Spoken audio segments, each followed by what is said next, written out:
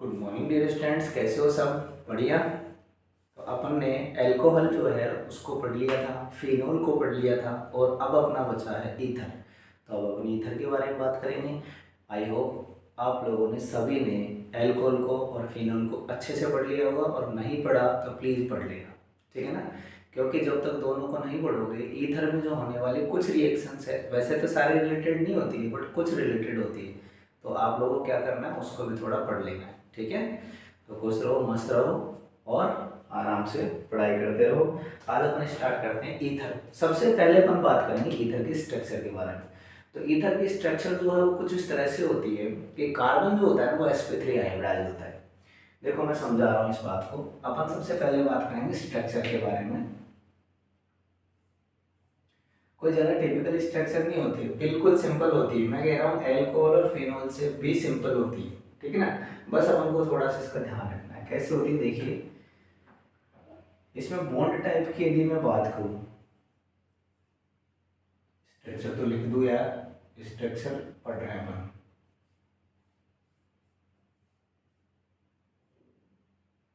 ये नहीं मानेगा, ये लो, ठीक है? स्ट्रक्चर के बारे में अपन बात कर रहे थे। लो हिंदी में भी लिख देता हूँ, ठीक है? संरचना, संरचना, ओके, हिंदी में भी लिख दिया मैंने, ठीक है? अब सबसे पहले हम देखेंगे बॉन्ड टाइप। बॉन्ड टाइप क्या होता है? बॉन्ड सारे सिग्मा बॉन्ड होते हैं, सिंपल सी बात है। बॉन्ड टाइप होता है सिग्मा बॉन्ड, ये बात ध्यान में रखनी है। दूसरी बात, सारे कार्बन और हाइड्रोजन के बीच में या हाइड्रोजन कार्बन ऑक्सीजन के बीच, सबके बीच में सिग्मा बॉन्ड होते हैं, ये बात आपको ध्यान में रखनी है। दूसरी बात अपन बात करेंगे हाइब्रिडाइजेशन का नेचर क्या होता है।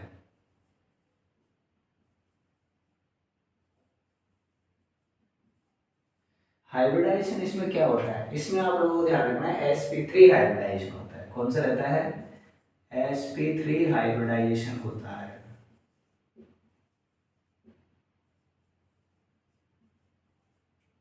बताओ, बॉन्ड टाइप हो गया और हाइब्रिडाइजेशन हो गया। अब क्या बचा? बॉन्ड एंगल बचा। बॉन्ड एंगल और देख लेते हैं, ये लो, ये हो गया बॉन्ड एंगल। बताओ हुआ नहीं हुआ? कितना होता है सर, हमको क्या पता, मैं बता रहा हूँ ना भाई, ये होता है 111 डिग्री 7 मिनट। आ गई बात समझ में? ये होता है बॉन्ड एंगल। यदि मैं बात करूँ इसमें बॉन्ड लेंथ की, बॉन्ड लेंथ की बात कर लेते हैं। बॉन्ड लेंथ,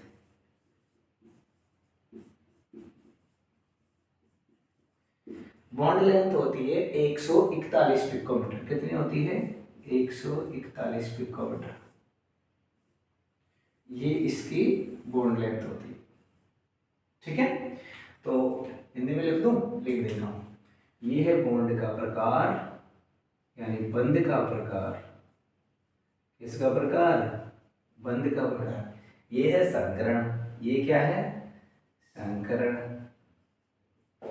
ये क्या है? बंध कोण। हिंदी मीडियम वाले ज़्यादा टेंशन मत आना, बंद कोण को आबंध कोण भी कहते हैं, मतलब बंद को आबंध भी कह देते हैं हिंदी में, बट इतनी टेंशन नहीं लेनी तुमको, ठीक है? ये है बॉन्ड लेंथ यानी बंध लंबाई, इसको ना आबंध लंबाई, ठीक है? बंध लंबाई, ठीक है? अब इसकी बिल्कुल छोटी सी स्ट्रक्चर है, वो मैं बना देता हूँ, आपको आ जाएगी समझ में। बिल्कुल सिंपल है, देखो यहाँ पर कार्बन बनाओ, यहाँ पर हाइड्रोजन बना दो, यहाँ पर हाइड्रोजन बना दो, यहाँ पर हाइड्रोजन बन गया इतना, बस अब काम हो गया अपना। यहाँ ऑक्सीजन बना दो, फिर यहाँ कार्बन बना दो, ठीक है? यहाँ हमने हाइड्रोजन बना दिया, यहाँ हाइड्रोजन बना दिया, यहाँ हाइड्रोजन बना दिया, और आपको पता है कि ऑक्सीजन पे 2 लोन पेयर। बताओ कोई दिक्कत इसमें? हो नहीं सकती ना, केमिस्ट्री बहुत सिंपल सब्जेक्ट है, टेंशन नहीं लेनी एक तो बिल्कुल भी। यहाँ देखो, ये है 111 डिग्री और 7 मिनट का बॉन्ड एंगल, बताया था मैंने अभी आप लोगों को। और ये जो बॉन्ड एंगल है, कौन सा? कार्बन ऑक्सीजन का ये जो बंध लंबाई जो है, ये कितनी है? ये है आपकी 141 पिकोमीटर। बताओ, अब ये कोई रटने वाली बात है क्या? वैसे याद हो जाएगी। कैसे यार, देखो सारे bond sigma bond, hybridisation sp3, बंद लंबाई 141 पिकोमीटर, बंद कोण 111 डिग्री 7 मिनट का, ठीक है। और यदि मैं हाइब्रिडाइजेशन की बात करूँ तो sp3 हाइब्रिडाइजेशन, ये देखो इस कार्बन को चेक करो, कौन सा संकरण है, 1 2 3 4, 1 सिग्मा 2 सिग्मा 3 सिग्मा 4 सिग्मा, और 4 सिग्मा का मतलब क्या होता है, ये हो गया 4 सिग्मा, इसका मतलब sp3। बताओ कोई दिक्कत, तो ये हो गई क्या, ईथर की संरचना, ईथर की स्ट्रक्चर, ठीक है। फटाफट इसको लिखें, फिर अपन इसकी आगे की चीजें पढ़ेंगे। ओके, लिखिए जल्दी।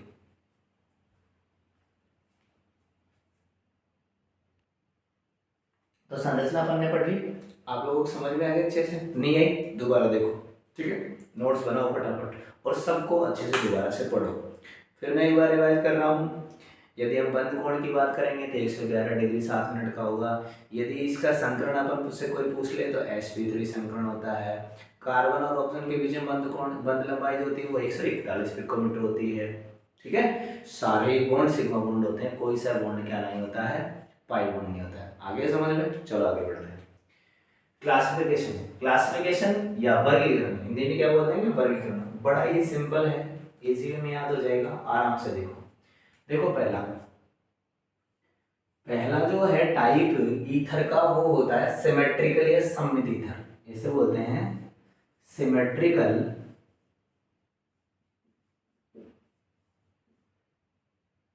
और हिंदी में बोलेंगे सममित।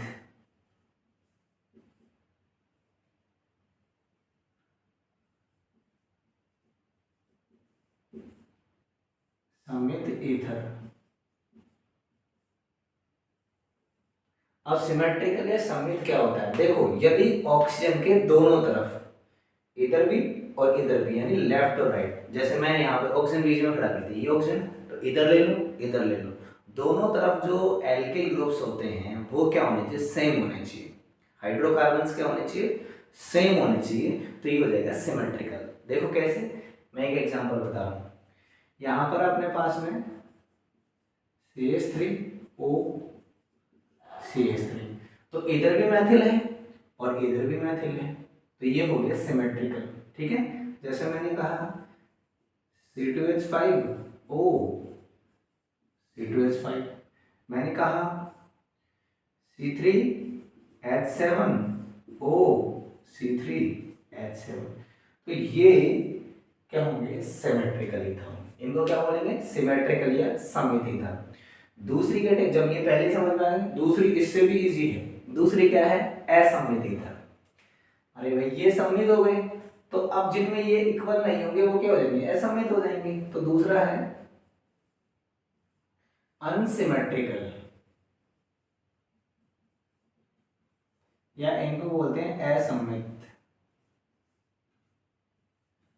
लिख रहे हो ना प्रॉपर, लेकिन अभी अपन को, ठीक है ना, ऐसा नहीं बैठे रहो आराम से, मजे करो, कोई दिक्कत नहीं, मास्टर जी चिल्ला रहे हैं, ऐसा नहीं करना, ठीक है ना। नोट्स भी साथ के साथ बनाते जाना है। तो सिमेट्रिकल हो गया। अनसिमेट्रिकल कैसे होगा, कि यहाँ तो क्या है कि ऑक्सीजन के दोनों तरफ सेम ग्रुप है, इसमें हो जाएंगे अलग अलग हो जाएंगे, बस इतना सा ध्यान रखना आपको। यहाँ पर ये हो गया CH3O C2H5, तो इधर देखो ये तो हो गया मैथिल ग्रुप और ये क्या है, एथिल ग्रुप। आगे बेटा बात समझ, बस यही आप लोगों को ध्यान में रखनी है। जैसे अपने पास में है C2H5O C3H7, तो इधर एथिल ग्रुप हो गया और इधर प्रोपिल ग्रुप हो गया, इसका मतलब दोनों भी क्या है, अलग है, तो इसलिए इसे क्या बोलेंगे, अनसिमेट्रिकल, ठीक है। क्यों, देखो सिमेट्रिकल क्या है, यहां से आप एक प्लेन बनाओ, इस प्लेन में CH3 मिल रहा है, इस प्लेन में भी CH, दोनों प्लेन्स में क्या मिल रहा है, CH3 मिल रहा है। यहां से कट करो, इधर C2H5 मिल रहा है, इधर भी C2H5 मिल रहा है, इसमें इधर से कट करोगे तो C3H7 मिल रहा है, इधर भी C3H7 मिल रहा है। क्या यहाँ ऐसा हो रहा है, नहीं हो रहा है। देखो यहां पर मैंने ये किया, ठीक है, तो ये देखो इधर तो C2H5 मिल गया, इधर CH3 मिल गया, बताओ कहां से हुआ ये सिमेट्रिकल, नहीं हुआ ना, इसलिए क्या है, अनसिमेट्रिकल। ओके, बहुत इजी सब्जेक्ट है केमिस्ट्री, आराम से पढ़ोगे, बहुत प्यारी आएगी, ठीक है ना। ये दो टाइप समझ में आ गई। अब मैं तीसरा टाइप बता रहा हूँ आप लोगों को।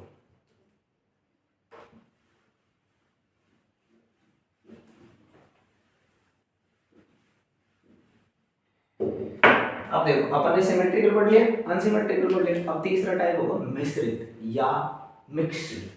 इसे बोलेंगे मिक्स्ड। क्या बोलेंगे? मिक्स्ड। सी है ना भाई, मिक्स्ड। मिक्स्ड ईथर, इन्हें बोलते हैं मिश्रित ईथर।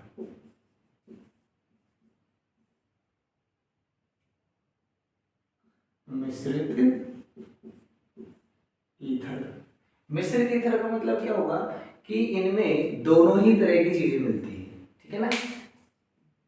आप मिश्रित ईथर को है ना अनसिमेट्रिक में ले सकते हो, कोई दिक्कत नहीं है, दोनों एक ही कैटेगरी ले सकते हो। जैसे मैंने कहा कि CH3O C2H5 C2H5O C3H7, ये मिश्रित की कैटेगरी में चले जाते हैं। बाकी हम इसको जबरदस्ती बनाए तो ठीक है, नहीं तो हम इसको है ना असमित पढ़ सकते हैं, कोई बड़ी बात नहीं, ठीक है ना। मेन जो आती है डिफरेंट, वो क्या आती है उसको समझो। दो कैटेगरी और आती है ABC के अलावा, जिनमें एक होते हैं एलिफेटिक ईथर और एक होते हैं एरोमेटिक ईथर। एलिफेटिक ईथर का मतलब ये होगा कि ऑक्सीजन के दोनों तरफ आपको एलिफेटिक ग्रुप मिलेंगे, और एरोमेटिक का मतलब ये होगा कि ऑक्सीजन के दोनों तरफ या एक तरफ आपको एरोमेटिक ग्रुप मिलेगा। बात समझ में आ रही है? एलिफेटिक में ऑक्सीजन के दोनों तरफ आपको क्या मिलेंगे? एलिफेटिक ग्रुप मिलेंगे। एरोमेटिक में क्या होगा कि कम से कम एक तरफ तो आपको एरोमेटिक मिलेगा, दोनों तरफ भी एरोमेटिक मिल सकते हैं, ठीक है ना। देखिए कैसे होगा, यहां पर मैं लिख रहा हूं D एलिफेटिक,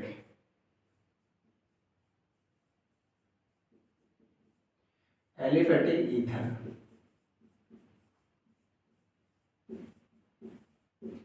हाँ भाई लिख रहा हूँ, हिंदी में भी लिख रहा हूँ, चिल्लाई मत दादा। एलिफेटिक ईथर, हिंदी में भी इसको एलिफेटिक ही बोलते हैं, ठीक है ना। तो ज़्यादा अलग से याद करने की जरूरत नहीं है आपको। यहाँ देखो ये CH3O CH3 C2H5O C2H5, तो ये जो ग्रुप्स है, ये ग्रुप क्या है? ये ग्रुप है एलिफेटिक हाइड्रोकार्बन। ये ग्रुप क्या है? एलिफेटिक हाइड्रोकार्बन है।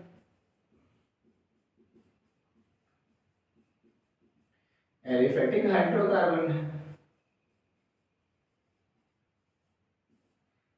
ठीक है ना। तो इसलिए इन्हें बोलते हैं एलिफेटिक ईथर। परिभाषा आप लिख सकते हो कि जब ऑक्सीजन के दोनों तरफ एलिफेटिक हाइड्रोकार्बन हो तो उसे क्या बोलते हैं? Aliphatic ether. When both side of oxygen aliphatic hydrocarbons are present, then these are known as aliphatic ethers, ठीक है। चलो नेक्स्ट के बारे में बात करते हैं। अब एलिफेटिक आ गया तो एरोमेटिक भी आ जाएगा। एरोमेटिक में क्या होगा?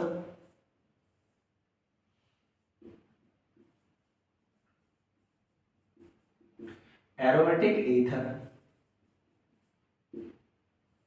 देखो एरोमेटिक ईथर में क्या होगा, मैंने कहा कि या तो दोनों साइड या वन साइड क्या होना चाहिए?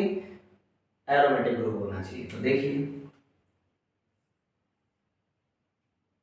जैसे यहां पर हमने बेंजीन लगाया, ये ऑक्सीजन और ये CH3। एक काम ये भी हो सकता है कि हम यहाँ पर दोनों तरफ क्या लगा दें? बेंजीन लगा दें। बन जा भाई, बन जा बन जा, देख रहे हो तुम इसके नखरे। ये लो, ये ऑक्सीजन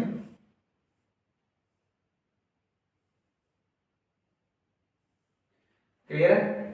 तो ये एरोमेटिक हो गया, इसलिए एरोमेटिक में एरोमेटिक ईथर में आएगा, और ये एरोमेटिक हो गया तो ये भी किस में आएगा? एरोमेटिक ईथर में आएगा। तो आपको मेरे हिसाब से बात समझ में आ गई होगी। पहला हमने पढ़ा सिमेट्रिकल, जिसमें ऑक्सीजन को दोनों तरफ क्या होंगे? एलिफेटिक, यानी सेम एलिफेटिक होंगे, जैसे CH3 हो गया, मैथिल मैथिल हो गया, एथिल एथिल हो गया। दूसरा हमने पढ़ा अनसिमेट्रिकल। अनसिमेट्रिकल में क्या हो सकता है कि ऑक्सीजन के एक तरफ तो मैथिल आ गया, एक तरफ एथिल आ गया, तो वो क्या हो गया? अनसिमेट्रिकल हो गया। मिश्रित में हम मिक्स कर सकते हैं। फिर उसके बाद में हमने बात की एलिफेटिक के बारे में।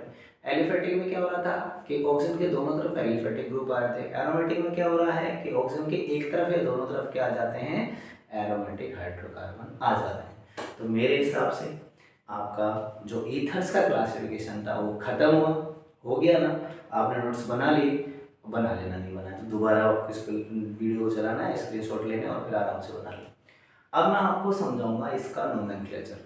तो नोमेनक्लेचर अपन दो तरीके से पढ़ेंगे, एक पढ़ेंगे अपन कॉमन नेम सिस्टम और दूसरा पढ़ेंगे अपन IUPAC नेम सिस्टम। तो स्टार्ट करते हैं, पहले आप इसको लिख लो।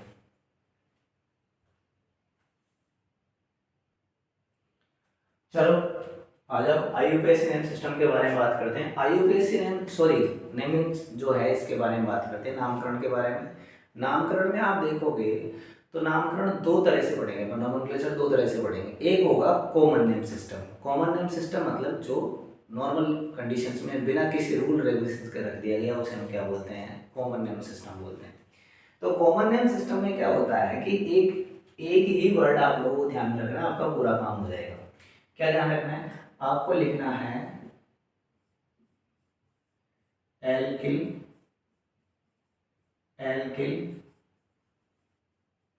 ईथर। यदि आपको ये चीज पता है तो आप किसी भी ईथर का नाम लिख सकते हो।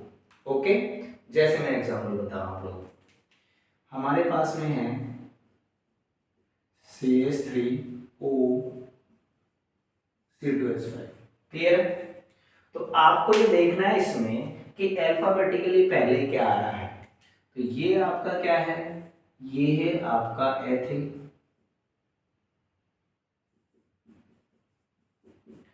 क्लियर है? और ये क्या है, मैथिल है। बताओ है कि नहीं है? अब अल्फाबेट एबीसीडी तो आती है यार, सिंपल सी बात है, 12th क्लास में आती। तो क्या होगा, पहले कौन आएगा, एथिल। तो हमने लिख दिया एथिल, यानी पहला एल्किल आ गया। फिर दूसरा एल्किल लिखेंगे, कौन है, मैथिल। और फिर क्या लगा देंगे, ईथर। तो ये लगा दिया ईथर। बताओ बात समझ में आई नहीं? Alkyl alkyl ether. तो पहले अल्फाबेट के हिसाब से एथिल आ गया, फिर मैथिल आ गया और फिर ईथर लगा दिया। बताओ इसमें कोई समस्या है क्या? दूसरा एग्जांपल ले लेते हैं, दूसरा ले रहे हैं, ऐसे टेंशन मत लो। ठीक है, दूसरा अपन ने लिया, जैसे अपने दोनों ही क्या आ गए, मैथिल आ गए। ऑप्शन के दोनों तरफ क्या है, मैथिल है। अब आप सोचो सर ने कहा था यार पहले एल्किल लगाओ, फिर दूसरा एल्किल ग्रुप लगाओ, फिर ईथर लगाओ। अब कैसे करें इसको, कोई दिक्कत नहीं है भाई, अपन को तो एल्किल लिखने हैं, कितने हैं, दो है, कौन है, मैथिल। तो डाई लगा दो, ये हो गया डाई मैथिल ईथर। भाई दो मैथिल है, ये भी मैथिल है, ये भी मैथिल है, तो डाई और मैथिल और ईथर आ गया। क्लियर है? और चेक कर सकते हो, जैसे अपने पास में है CH3O C3H7। ठीक है, इसको कैसे लिखेंगे, बड़ा सिंपल है।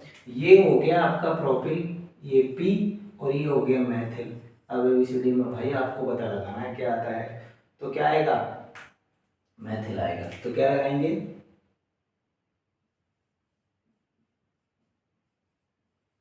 मैथिल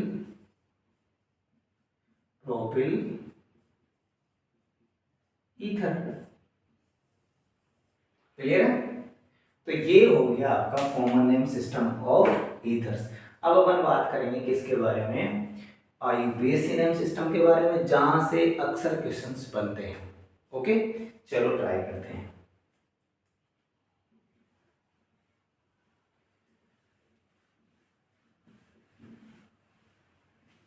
देखिए मैं बात करता हूँ IUPAC नेम सिस्टम की।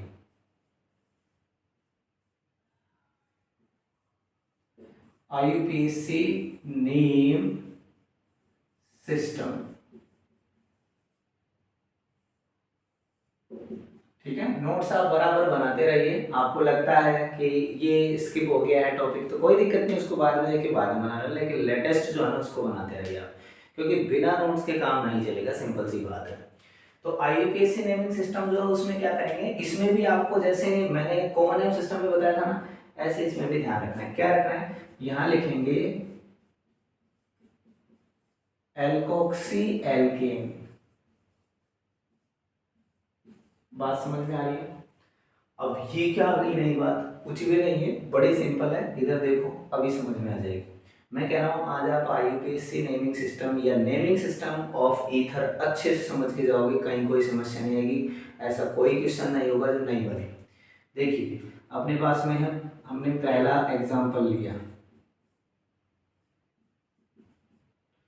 ठीक है। अब देखो IUPAC रूल के अकॉर्डिंग क्या होता है कि सब्स्टिट्यूट तो पहले आता है, प्रतिस्थापित तो पहले आता है, और मुख्य कार्बन श्रृंखला main carbon chain root chain बाद में आती है। बात समझ में आ रही है? तो हमारे पास में दो है, एक चेन ये है, एक चेन ये है, ठीक है। तो जो लॉन्ग चेन होती है वो बाद में आएगी, जो स्मॉल चेन होती है वो पहले आती है। तो आप क्या करो, ये जो है ना इतना, इसको तो बना दो एल्कोक्सी, क्लियर है, और ये हमारा रह जाएगा एल्केन, क्योंकि ये तो एक कार्बन है, दो कार्बन है, दो कार्बन की चेन क्या हुई, बड़ी हुई ना डेफिनेटली, तो ये हो गया एल्केन। बताओ बात समझ में आएगी? अब इसको ऐसे कैसे लिख दो, क्या लिखोगे, एल्कोक्सी, एल्केन कौन सा है, मेथेन, तो हो गया मिथॉक्सी, हो गया, यानी यहां तक का नाम अपन ने लिख दिया। अब ये एल्केन कौन है, एथेन, तो ये लिख दो। बताओ आया नहीं आया समझ में? दूसरा एग्जांपल ले लेते हैं, जैसे अपने पास में है CH3O C3H7, ठीक है। तो अब ऑक्सी किसके साथ लगाएंगे, इसके साथ लगाएंगे, एल्कोक्सी किसके साथ लगाएंगे, इसके साथ, क्योंकि छोटी चेन तो यही है, ये तो बड़ी हो गई, तो ये हो गया क्या, एल्कोक्सी, और ये क्या हो गया, एल्केन, ये हो गया आपका एल्कोक्सी, और ये हो गया एल्केन। ये बताओ भाई, एल्कोक्सी मतलब मिथॉक्सी, क्या लिखेंगे, मिथॉक्सी,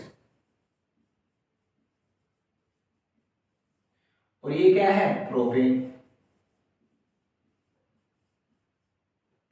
क्लियर है। अब मैं कुछ एग्जांपल्स आपको दे रहा हूं, आप पॉज करके उनको करना, और बाकी नहीं मैं उनके बता रहा हूं, फटाफट आप इसको लिखे पहले तो।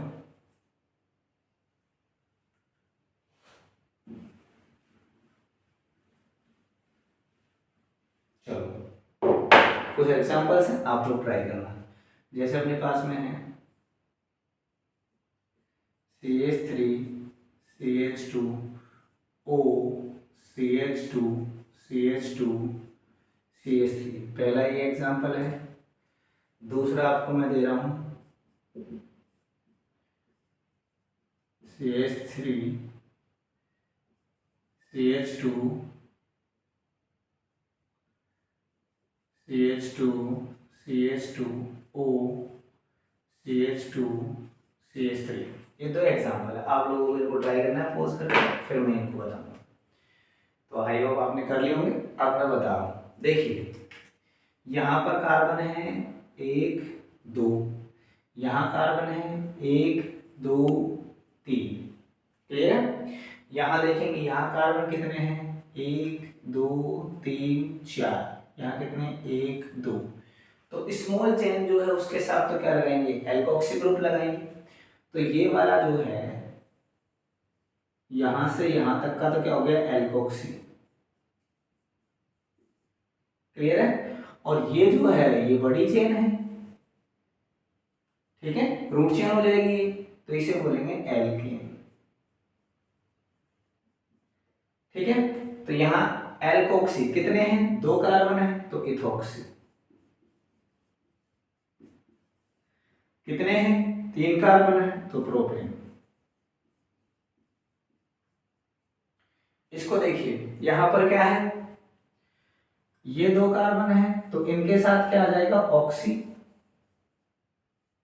और ये चार कार्बन की क्या हो जाएगी, रूट चेन हो जाएगी, क्लियर है। तो ये हो गया इथॉक्सी ब्यूटेन। बताओ कोई दिक्कत, अब मैं इसमें एक एरोमेटिक एग्जांपल भी ले लेता हूँ, जैसे अपने पास में है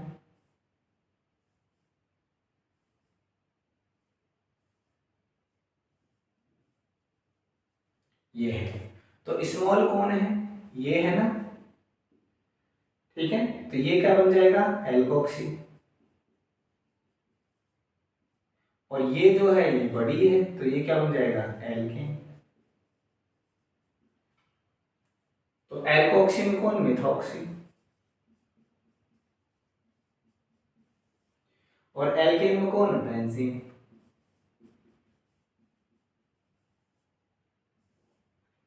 बताओ समझ में आया नहीं आया, आराम से तसल्ली से, आपको एक बार में नहीं आ रहा है तो दोबारा इसको आप रिवाइज करके देखें, दोबारा से इसको रिपीट करें, स्लो में कर ले, स्पीड में कोई दिक्कत नहीं है, बाकी ये चीजें आनी चाहिए, बिल्कुल सिंपल है, एक दो बार देख लोगे सारी माइंड में सेट हो जाएगी और क्वेश्चन डेफिनेटली बनना है, ठीक है ना। फटाफट इसको लिखें, फिर अपन जो है इसमें आगे बढ़े।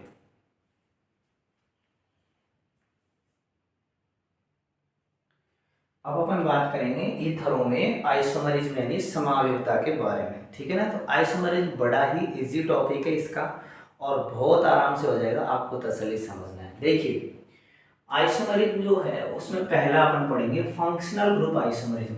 तो आपको हमेशा ध्यान रखना है कि ईथर का फंक्शनल ग्रुप हमेशा एल्कोहल बनता है और एल्कोहल का ईथर बनता है। देखिए मैं यहाँ लिख देता हूँ, ईथर जो होते हैं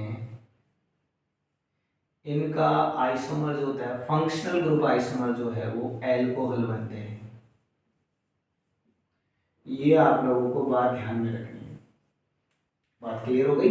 अब मैं एक एग्जांपल बता रहा हूं आपको, देखिए यहां पर एग्जांपल है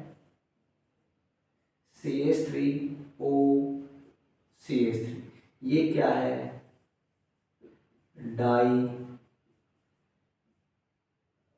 मैथिल ईथर, या इसका आईयूपीएसी नेम क्या होगा, मिथॉक्सी मीथेन। क्लियर है। अब इसका हम बना रहे हैं फंक्शनल ग्रुप आइसोमर, तो क्या करोगे, ये बना दिया फंक्शनल ग्रुप आइसोमर CH3CH2OH, ये बन गया एथेनॉल। अच्छा आइसोमर्स होते क्या ये तो पता ना आप लोगों को, आइसोमर होते हैं ऐसे कंपाउंड जिनका मॉलिक्यूलर फॉर्मूला सेम होता है, आणविक सूत्र जो होता है वो समान होता है, लेकिन उनके स्ट्रक्चर में या स्टीरियो में त्रिविम स्थिति में क्या आ जाए, चेंज आ जाए, तो उसकी वजह से उनके फिजिकल और केमिकल प्रॉपर्टीज में चेंज आ जाता है, इसे हम आइसोमरिज्म कहते हैं। यहाँ क्या हो रहा है, इसको फंक्शनल ग्रुप आइसोमरिज्म क्यों बोला, देखो यहाँ पर कार्बन कितने हैं, 2 है, हाइड्रोजन कितने, 6 है, ऑक्सीजन कितना है, 1 है। मैं यहाँ लिख देता हूँ, कार्बन है यहाँ पर 2, ऑक्सीजन है यहाँ पर 1, हाइड्रोजन है यहाँ पर 6। इसमें चेक करो, कार्बन है यहाँ पर 2, कार्बन 2 है, ऑक्सीजन यहाँ पर 1 है, हाइड्रोजन यहाँ पर 6 है, 3 2 5 और 1 6, मतलब कि मॉलिक्यूलर फॉर्मूला तो सेम है, लेकिन आप जानते हो कि ईथर और अल्कोहल दोनों अलग अलग क्रियात्मक समूह, दोनों अलग अलग फंक्शनल ग्रुप है, इसका मतलब ये एक दूसरे के फंक्शनल ग्रुप आइसोमर्स हुए। क्लियर है। अब बात करता हूँ मैं पोजीशन आइसोमर्स की, इसमें क्या होता है, पोजीशन जो है वो चेंज हो जाती है, किसकी, ऑक्सीजन की। देखिए जैसे अपने पास में है CH3CH2, यहाँ O लगा देते हैं, CH3O CH2CH2CH3, ठीक है। अब मैं यहां से इसकी काउंटिंग कर रहा हूं कि 1 2 3, आगे की बात समझ में, तो मैं इसको लिखूं, देखो 1 पे क्या है, मिथॉक्सी, तो मैं इसको लिखा 1 मिथॉक्सी, और क्या है, प्रोपेन है, तो मैंने लिख दिया प्रोपेन। बताओ कोई दिक्कत। अब इसका पोजीशन आइसोमर का मतलब होगा कि ऑक्सीजन की जो पोजीशन है वो चेंज हो जाएगी, तो यहां पर मैंने लिख दिया CH3, ये O, ये CH, ये CH3, ये CH3। अब देखो, अब नंबरिंग कहाँ से होगी, यहाँ से नहीं होगी, अब नंबरिंग यहाँ से होगी, क्योंकि लॉन्गेस्ट चेन अपन को यहाँ से यहाँ तक मिल रही है। तो ये हो गया 1, ये हो गया 2, ये हो गया 3। क्लियर है? तो ये हो जाएगा,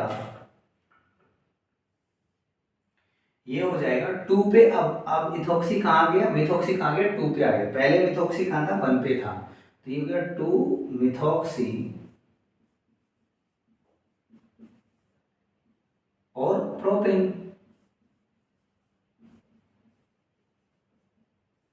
बात समझ में आ गई? क्लियर है? तो यहाँ पोजीशन क्या थी, 1 थी मिथॉक्सी की, यहाँ पोजीशन क्या हो गई, 2, इसलिए क्या बोले हम, पोजीशन आइसोमर, यानी कि स्थिति समायुक्ता। आ गई बात समझ में? अब बात करते हैं मेटाबॉलिज्म की। मेटाबॉलिज्म में क्या होता है कि जो ऑक्सीजन है वो मॉलिक्यूल के बीच में चले जाएगा। जैसे अपने पास में है CH3, CH2, CH2, O, CH2, CH3, ये वाली कंडीशन। ठीक है, एक और ले लेते हैं अपन, यहाँ पे दूसरा ले लेता हूँ, CH3O, CH2, CH2, CH3। ठीक है, ये हो गया मिथॉक्सी कितने पे, 1 पे, 1 2 3। तो हो गया 1 मिथॉक्सी प्रोपेन। अब मैं इसका मेटामर बना रहा हूं, ऐसे बनेगा CH3 CH2O, ऑक्सीजन बीच में आ जाएगा। क्लियर है? तो अब क्या बन गया ये, इथॉक्सी इथेन, क्योंकि दोनों तरफ एथिल ग्रुप है तो कोई से एक के लगा दो, तो हो गया इथॉक्सी इथेन।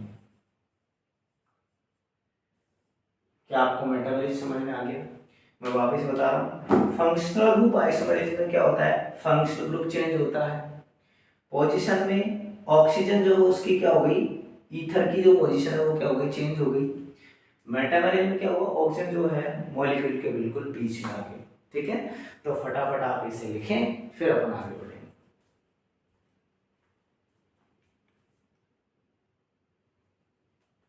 अब अपन पढ़ेंगे प्रिपरेशन। तो ईथर्स के प्रिपरेशन जो है उसमें क्या होता है समझिए। अपन पढ़ेंगे पहला method by dehydration of alcohols, यानी कि एल्कोहलों के निर्जलीकरण के द्वारा। ठीक है, अब एल्कोहलों का जो निर्जलीकरण है, ये जो प्रोसेस है, ये एक्चुअल में कंसंट्रेटेड H2SO4 के प्रेजेंस में होती है, यानी कि सांद्र H2SO4 के प्रेजेंस में हम क्या करते हैं, एल्कोहल्स का डिहाइड्रेशन करते हैं। लेकिन एक बात आप लोगों को इसमें बहुत ज़्यादा ज़रूरी ध्यान रखना कि ये टेम्परेचर डिपेंडेंट रिएक्शन है, यानी कि आपने यदि टेम्परेचर के साथ छेड़छाड़ की तो सीधी सी बात है आपके प्रोडक्ट के साथ छेड़छाड़ हो जाएगी। ठीक है, कैसे होगी मैं बता रहा हूँ। पहले अपन रिएक्शन समझेंगे अलग अलग टेम्परेचर पे, फिर अपन मैकेनिज्म समझेंगे जिसमें ईथर बनता है, क्योंकि अपने लिए जो इम्पोर्टेंट है वो ईथर फॉर्मेशन है। ठीक है ना, चलो ट्राई करते हैं, इसको देखते हैं। देखिए सबसे पहले मैं ले रहा हूँ, यहाँ लिख दो, आप भी लिख लेना, ध्यान रहेगा, मैं यहाँ लिख देता हूँ, इट्स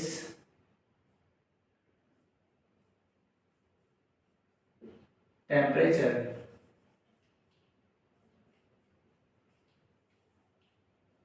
डिपेंडेंट रिएक्शन, यानी टेम्परेचर पे ये क्या करती है, डिपेंड करती है। अब देखिए मैं अलग अलग टेम्परेचर ले रहा हूँ, पहले ले रहा हूँ मैं एट 0 डिग्री सेल्सियस, और आप इसको क्या लिख सकते हो, 273 केल्विन। केल्विन भी आप लेके चलना है, क्योंकि वहाँ कभी कभी केल्विन लिख देते हैं, फिर सोचेंगे सर ने तो बताया नहीं, सर ने तो ऐसे बताया 0 डिग्री सेंटीग्रेड, अब केल्विन का क्या करें। भाई चेंज कर सकते हो, लेकिन वहाँ लिखा हुआ मिल जाएगा तो आपको देखना पड़ेगा वो। ठीक है ना, तो मैं इसलिए यहाँ लिख भी रहा हूँ साथ में कि 0 डिग्री सेल्सियस या 273 केल्विन पे क्या होगा। देखिए यदि आपने एल्कोहल लिया, ये है एथेनॉल, ठीक है, और एथेनॉल की रिएक्शन आप करवा रहे हो कंसंट्रेटेड H2SO4 से कितने पे 0 डिग्री सेल्सियस पे, या आप इसको लिख सकते हो 273 केल्विन। क्लियर है? तो यहाँ पर क्या होगा कि एक आयनिक प्रोडक्ट बनेगा, आपको यहाँ ईथर नहीं मिलेगा। आयनिक प्रोडक्ट क्या बनेगा देख लीजिए, CH3 CH2O, एक H ये और एक H ये जो H2SO4 है इसका H यहाँ चले जाएगा और बाहर रह जाएगा HSO4 नेगेटिव, तो ये आयनिक प्रोडक्ट बनेगा।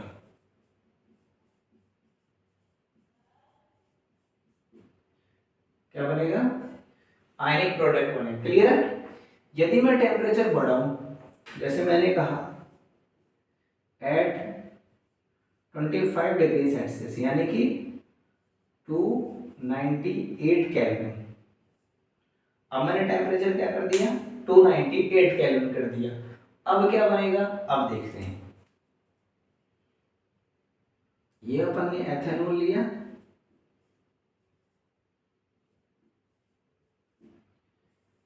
यहां आप ले रहे हो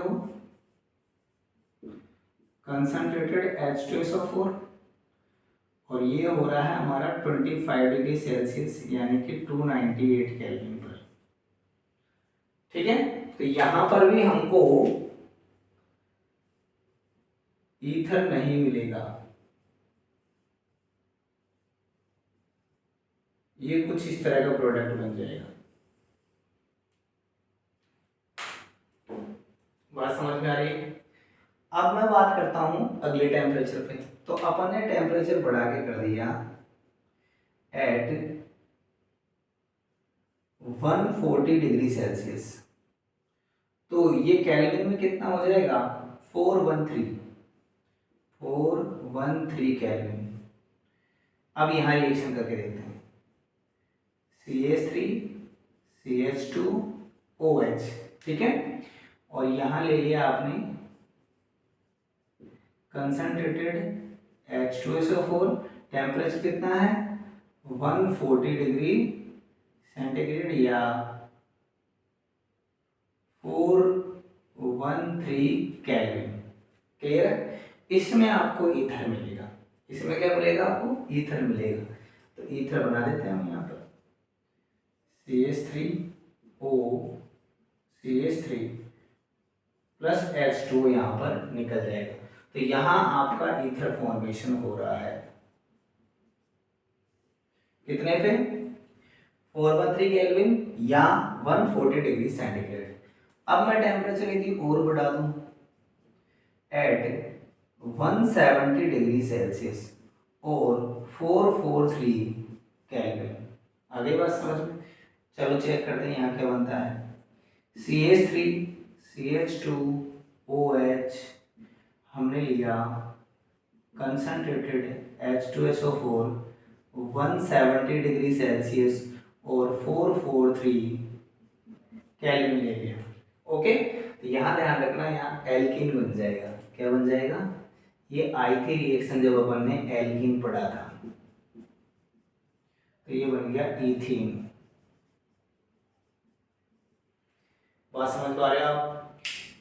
0 डिग्री सेल्सियस पे आयनिक प्रोडक्ट बन रहा है, 25 पर इसका सोल्ट बन रहा है, 140 पर ईथर बन रहा है और 170 पर ईथीन बन रहा है यानी एल्कीन बन रहा है। तो हमारे काम की तो एक्चुअल में 2 रिएक्शन है, इनको आप लोग बहुत अच्छे से ध्यान में रखना क्योंकि ये अक्सर एग्जाम में आ जाती है। अब आप जो है फटाफट इसको लिखें, फिर मैं इसकी मैकेनिज्म बताऊंगा डिहाइड्रेशन कैसे होता है। ठीक है, अब अपन बात करेंगे डिहाइड्रेशन ऑफ अल्कोहल्स जो है उसकी मैकेनिज्म किस तरह होती है। इसकी मैकेनिज्म बड़ी इंपॉर्टेंट है, आप लोग थोड़ा सा ध्यान से देखिएगा। कॉपी पेन आई होप आपने ले रखे होंगे और साथ के साथ आप लिखते भी जाइएगा। ठीक है ना, ध्यान से देखना, मैं डरा नहीं रहा हूँ लेकिन रिएक्शन को थोड़ा सा आपको समझना चाहिए। ठीक है ना, देखिए क्या होता है अपने पास में। मैं पहले मेन रिएक्शन लिख रहा हूँ, ठीक है ना। मेन रिएक्शन ये है CH3 CH2OH, ये हमने ले लिया एथेनॉल। ठीक है, यहां हमने लिया था कंसंट्रेटेड H2SO4, ठीक है। और टेम्परेचर आपका कितना था 140 डिग्री और 413 केल्विन। ठीक है, तो यहां बना था CH3O CH3H2 यानी कि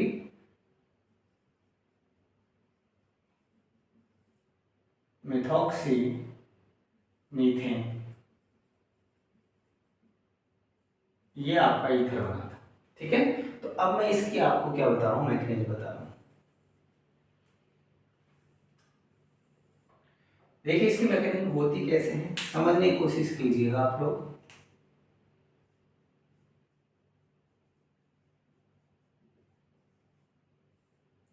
देखो सबसे पहले CH3 CH2OH, ठीक है, इनकी क्वांटिटी आप क्या करो 2 ले लो, क्योंकि अपन को 2 की जरूरत पड़ती है एक्चुअली में। ठीक है ना, तो देखो यहां मैंने ये लिया।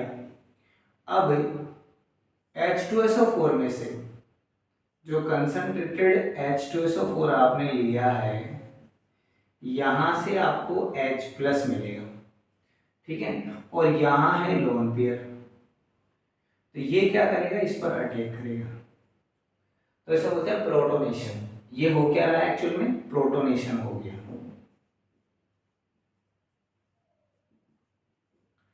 क्लियर है, अब प्रोटोनेशन हो गया तो यहां पर बन जाएगा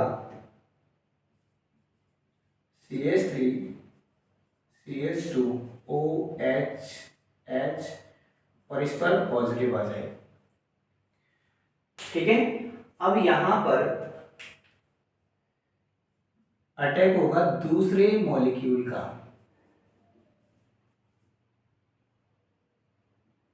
एल्कोहल का दूसरा मॉलिक्यूल। मैं कह रहा हूं 2 मॉलिक्यूल लेंगे इसमें, तो दूसरे मॉलिक्यूल का यहां पर क्या होगा, अटैक होगा। तो देखो क्या होगा इसमें कि ये जो है ये इसको लेके यहां से निकलेगा, तो मैं इस स्टेप को यहां लिख रहा हूं। ठीक है ना, कि हमारे पास में है CH3 CH2OH, ये तो दूसरे नंबर का जो आ रहा है, और पहले का हमने क्या कर लिया था, प्रोटोनेशन कर लिया था।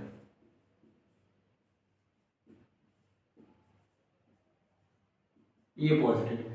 अब देखो इसमें होगा क्या कि ये जो बॉन्ड है ये यहां जाएगा, तो इस पर पार्शियल पॉजिटिव आ जाएगा, इस पर पार्शियल पॉजिटिव आ जाएगा, तो ये जो ग्रुप है ये यहां पर क्या करेगा, इस पर अटैक करेगा। ठीक है, इसका मतलब बैक साइड से अटैक हो रहा है इस पे, और ये टूट के जा रहा है, तो ये कौन सी रिएक्शन हो गई, SN2। कौन सी हो गई, SN2। तो यहां पर हो गई SN2 रिएक्शन होगी, क्योंकि रियर साइड से अटैक हो रहा है। और दूसरी बात इसमें क्या हो गई कि ये जो रिएक्शन है इसमें SN2 रिएक्शन का प्रोसीजर जो हो रहा है, उस प्रोसीजर में ये जो स्टेप है ये एक तरह से स्लो स्टेप होगी, क्योंकि ये ट्रांजिशन स्टेट बना रही है, तो ये हो गई RDS, रेट डिटरमाइनिंग स्टेप। यानी ये स्टेप डिसाइड करेगी कि इसकी रेट क्या होगी। दूसरी बात, इसको SN2 ने इसलिए कहा क्योंकि ये A और ये B दोनों मॉलिक्यूल्स के कंसंट्रेशन पे ये डिपेंड कर रही है। ठीक है, तो अब देखो क्या बनेगा, मैं इसको यहां जोड़ रहा हूं, वाटर तो यहां से निकल जाएगा, तो यहां हो गया -H2। अब H2 हो गया तो यहां CH2 पे ये पूरा ग्रुप आके जुड़ जाएगा, CH3 CH2, ये वाला CH3 CH2, अब ये जुड़ेगा OH CH2 CH3, और इस ऑप्शन ने इसको इलेक्ट्रॉन पेयर दिया है, तो इस पर क्या आ जाएगा, पॉजिटिव। क्या आपको ये बात समझ में आई, कोई दिक्कत इसमें? मैं वापस बता रहा हूँ, सबसे पहले प्रोटोनेशन हुआ, तो ये H इस पर आकर जुड़ गया, साथ में दूसरा मॉलिक्यूल है, ये किसका काम करेगा, न्यूक्लियोफाइल। ये काम किसका करेगा, न्यूक्लियोफाइल का, नाभिक से नहीं। अब ये न्यूक्लियोफाइल क्या करेगा, इस पर अटैक करेगा, क्योंकि जब ये यहां से निकलेगा तो इस पर पॉजिटिव आ जाएगा, तो ये न्यूक्लियोफाइल इस पर जाकर अटैक करेगा, तो ये यहां से ये जो ऑक्सीजन है वो इस कार्बन के साथ में बॉन्डिंग कर लेगा, ये कार्बन के साथ बॉन्डिंग कर लिया। ठीक है। लेकिन हमको पता है कि ऑक्सीजन पर पॉजिटिव जो है वो स्टेबल नहीं है। अरे यार खुद इलेक्ट्रोनेगेटिव है, और खुद इलेक्ट्रोनेगेटिव, उसको खुद को जो है वो इलेक्ट्रॉन की जरूरत है, और आपने उसको पॉजिटिव और कर दिया, तो पॉसिबल ही नहीं है, रुक जाए यहाँ पे। तो ये हो गया अनस्टेबल। तो अब क्या होगा, ये बॉन्ड यहाँ से ब्रेक होगा तो -H+ हो जाएगा। और आपको पता है सॉल्यूशन में क्या है, HSO4, क्योंकि H+ और HSO4 नेगेटिव यहाँ था, तो ये HSO4 इसके साथ मिल जाएगा और ये बना देगा H2SO4। बात समझ में आएगी। अब कौन बचा, ये तो इसको लिख देते हैं, CH3 CH2O CH2 CH3, ये बन गया इथॉक्सी इथेन, इथॉक्सी इथेन। क्या आपको ये बातें समझ में आ गई? अब मैं इसके बारे में कुछ इंपॉर्टेंट पॉइंट्स है वो मैं आपको लिख के बता रहा हूँ, ध्यान रखना आप लोग। पहला पॉइंट क्या है, इंपॉर्टेंट पॉइंट्स जहां से क्वेश्चन बन जाता है। देखो फर्स्ट, ये SN2 रिएक्शन है, क्लियर है। दूसरा स्लो स्टेप RDS है। क्या इसमें कार्बोकेटाइन फॉर्मेशन हो रहा है? नहीं हो रहा है। तो तीसरा no carbocation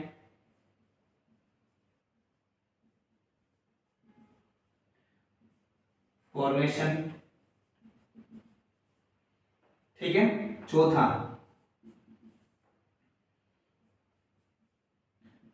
nucleophile attack from rear side. इसका मतलब इसमें क्या वर्क करेगा, स्टाइल एंट्रेंस। तो स्टेरिक एंट्रेंस वर्क्स। अब स्टेरिक एंट्रेंस वर्क करेगा तो रेट ऑफ रिएक्शन जो है वो 1 डिग्री में ज़्यादा होगी, 2 डिग्री में कम होगी, 3 डिग्री में सबसे कम होगी। ये हो गई ROR। क्या आपको ये बात समझ में आ रही है कि मैं एक बार देख लेता हूँ, इतना दिख भी नहीं रहा, दिख रहा तुमको यार, दिख रहा भाई, यहाँ इधर दिख रहा है, इसके आगे नहीं दिख रहा। चलो बात समझ में आ रही है। SN2 रिएक्शन है, स्लो स्टेप, इसमें RDS है। न्यूक्लियोफाइल अटैक कहाँ से कर रहा है, बैक साइड से। ये देखो ये जा रहा है बैक साइड से अटैक कर रहा है। Nucleophile attack from rear side, steric entrance जरूर आएगा। ये तो हमारा क्या है, 1 डिग्री अल्कोहल है। ये कौन सा है, 1 डिग्री अल्कोहल है। ये आपका 1 डिग्री अल्कोहल है। ये जो मैंने लिया ये भी क्या है, 1 डिग्री अल्कोहल है। इसीलिए 1 डिग्री में सबसे फास्ट होगी, 2 डिग्री में उससे कम, 3 डिग्री में सबसे। ये मैंने आपको डिहाइड्रेशन ऑफ अल्कोहल्स के थ्रू ईथर बनाना सिखा दिया है।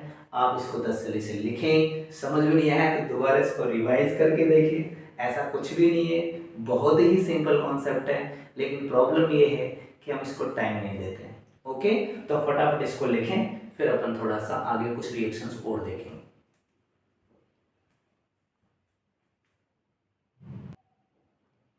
चलो अब हम बात करते हैं विलियमसन सिंथेसिस रिएक्शन। नेब रिएक्शन है, जरूर आती है, आप लोगों को ध्यान रखनी है। इसमें बहुत सारी चीज़ें ऐसी जो आपको सीखने लायक है, और बोर्ड में और कंपटीशन में दोनों में क्वेश्चन बनता है, ठीक है ना। बड़ी सिंपल रिएक्शन है, समझिए देख क्या होता है इसमें।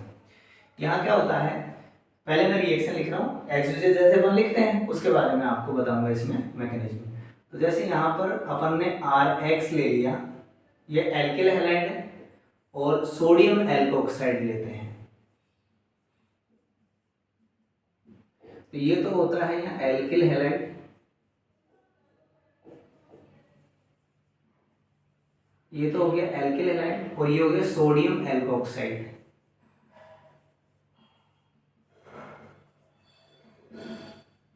क्या आपको इतनी बात समझ में आ गई? ड्राई ईथर के प्रेजेंस में रिएक्शन होती है। यहां ले लेंगे ड्राई ईथर, ठीक है, और यहां से NaX निकल जाएगा और ये R इसके साथ आके जुड़ जाएगा। R2O R1 plus NaX। क्या आपको ये बात समझ में आ रही है? क्या कोई दिक्कत है? क्या नहीं है ना?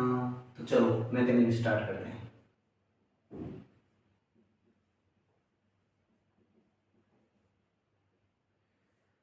ठीक है, स्टार्ट करें। रेडी हो आप लोग? चलो आ जाओ। ये देखिए, सबसे पहले मैं बात करता हूँ, जैसे मेरे पास में है C2H5ON और यहाँ मैंने ले लिया ड्राई ईथर। ठीक है, तो इस पर क्या है? पॉजिटिव है, इस पर क्या है? नेगेटिव है। और अब यहाँ पर मैंने साथ में ले लिया इधर से, यहाँ पर मेरे पास में है, भाई इंक खत्म हो गई लग रहा है, CH3 जैसे Br है और यहाँ ले लिया ड्राई ईथर। ठीक है, तो यहां से ये क्या होगा कि ये बॉन्ड तो यहां जाएगा।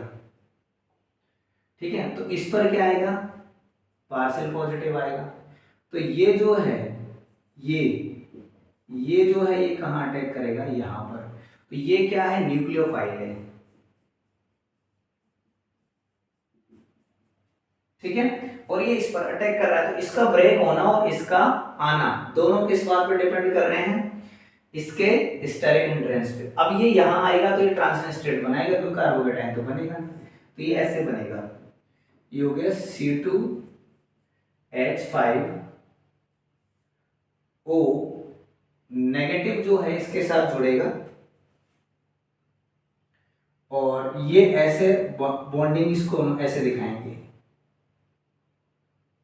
ये ऐसे, और ये आ गया CH3 और ये बॉन्ड ब्रोमीन वाला क्या हो रहा है? ब्रेक होने की कंडीशन में। क्लियर है क्या? इस पर क्या है? Partial positive. ये हो गई ट्रांजिशन स्टेट। Transition state. ठीक है, तो यहां बन जाएगा क्या? जब ये ट्रांजिशन स्टेट खत्म होगी तो ये बन गया C2H5O CH3 plus Br negative, जो Na प्लस से मिलेगा और बना देगा NaBr। क्या हुआ? SN2 रिएक्शन है। कौन सी है? SN2 है। Attack from rear side. इसका मतलब कौन वर्क करेगा? Steric hindrance.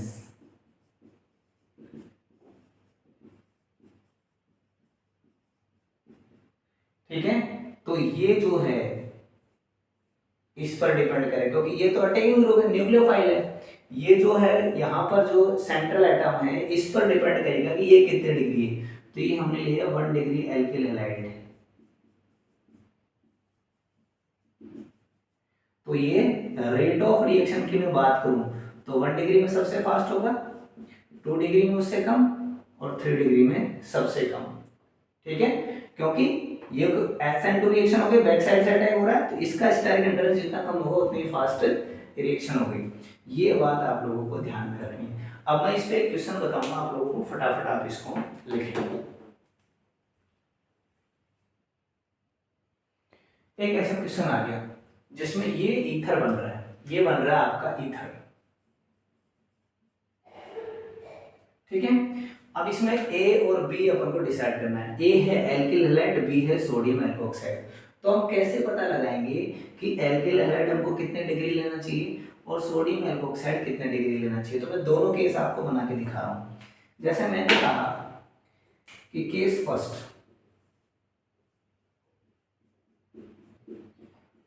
फर्स्ट में हमने क्या किया, इसको 3 डिग्री ले लिया, CH3 CH3 CH3 और ये I, और इसको हमने ले लिया 1 डिग्री।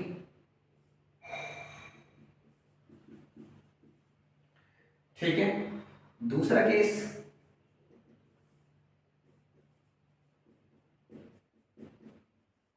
सेकंड, ये मैं ले लूँ 1 डिग्री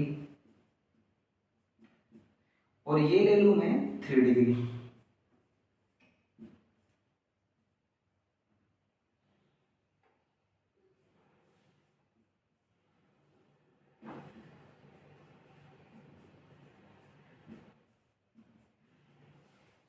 अब देखो ये ले लिया अपन ने ड्राई ईथर।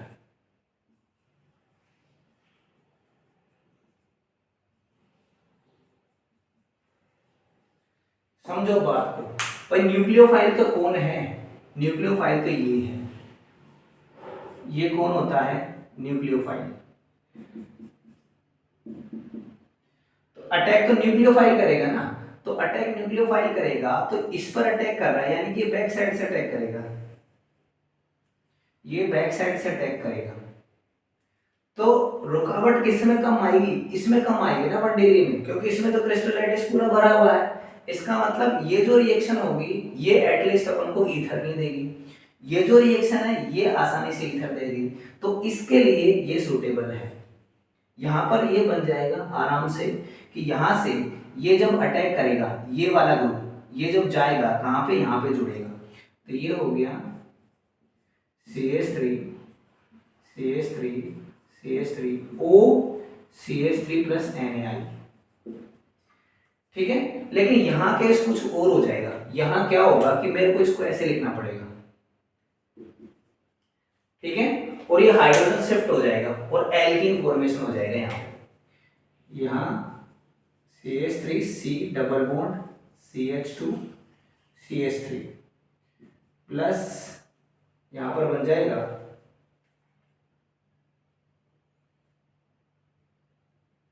ये वाला जो CH3 है ये O और यहाँ से जो H मिला इसके साथ बना देगा CH3OH प्लस NaI।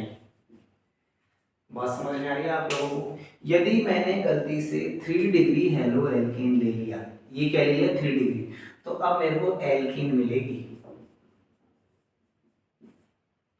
और यदि मैंने ये 1 डिग्री लिया तो अब मेरे को मिलेगा एल्किल हैलाइड, सॉरी ईथर। क्या मिलेगा? ईथर। रीजन क्या है? रीजन वही है, क्योंकि ये SN2 रिएक्शन है, बैक साइड से अटैक होना है, इसलिए 1 डिग्री इसके लिए फेवरेबल है। 3 डिग्री नहीं है, क्योंकि 3 डिग्री में स्टेरिक हिंड्रेंस ज्यादा है। तो यहां हम लिख सकते हैं इसमें ये जो रिएक्शन है इसमें स्टेरिक हिंड्रेंस क्या है? ज्यादा है, स्टेरिक हिंड्रेंस ज्यादा है, और इसमें स्टेरिक हिंड्रेंस कम है। क्या बात समझ पा रहे हो? यहाँ पर क्या हो रहा है, इस वाली प्रोसीजर में और इस वाली प्रोसीजर में एक ही डिफरेंस है कि ये एल्किल हैलाइड यदि अपन ने 1 डिग्री लिया है तो ये न्यूक्लियोफाइल आसानी से अटैक कर पाएगा, क्योंकि इसको बैक साइड से अटैक करना है। यहाँ पर ये अटैक करेगा तो ये क्रिस्टल लैटिस इतना ज़्यादा है कि ये इसमें घुसेगा ही नहीं। अब ये अटैक कर ही नहीं पाएगा तो प्रोडक्ट कहाँ से बनाएगा? इसलिए यहाँ पे बन जाता है क्या? एल्कीन, और यहाँ बन जाता है क्या? ईथर। क्योंकि ईथर बनने के लिए जरूरी है कि इसमें ये जो है इसका जो ये ग्रुप है, ये ग्रुप पूरा, ये वाला जो ग्रुप है पूरा CH3O, ये पूरा ग्रुप जो है यानी एल्कोक्साइड ग्रुप जो है वो इस कार्बन के साथ जाके जुड़े जिसके साथ हेलोजन जुड़ा हुआ है। बात समझ में आ गई? और इसकी रीच इस तक तभी हो पाएगी जब इसके अराउंड क्रिस्टल लैटिस कम है, और वो होता है मिनिमम किसमें? 1 डिग्री में। ओके, तो आज का लेक्चर जो है अपन यहीं पर एंड करते हैं। आप लोगों को देखते रहना है, वीडियो को ज़्यादा से ज़्यादा शेयर करना है, लाइक करना है, अच्छे कमेंट्स करने हैं, कुछ बच्चों ने किए भी थे। अच्छे अच्छे कमेंट करोगे और चीज़ें बताओगे कि सर हमको ये पढ़ना है, ये इम्प्रूवमेंट चाहिए, तो वो हम करेंगे। बट इसके लिए ज़रूरी है कि आप ज़्यादा से ज़्यादा इसको ज़्यादा से ज़्यादा बच्चों के पास पहुँचाएँ। Thank you.